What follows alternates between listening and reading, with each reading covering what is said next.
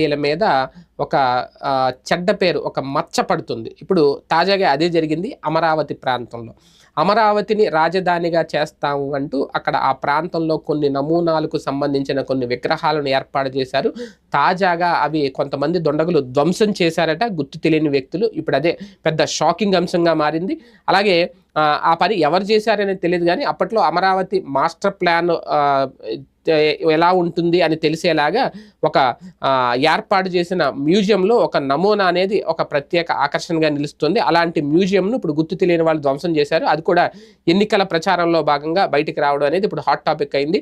Guntur MP అభ్యర్థిగా బరిలో ఉన్న పెమ్మసాని చంద్రశేఖర్ ఉద్దండరాయనపాలెం వెళ్లారు. ఆ సందర్భంగా అక్కడ రైతులతో మాట్లాడే క్రమంలో మ్యూజియం గురించి ప్రస్తావన రావడం, రాజధాని నిర్మాణం ఎలా ఉంటుందన్న విషయాన్ని తెలిపే 3D నమూనాను ఏర్పాటు చేశారు. అలాంటి కీలక మ్యూజియంలో వాటిని ఎవరు ధ్వంసం చేశారు, ఎలా ధ్వంసం చేశారు,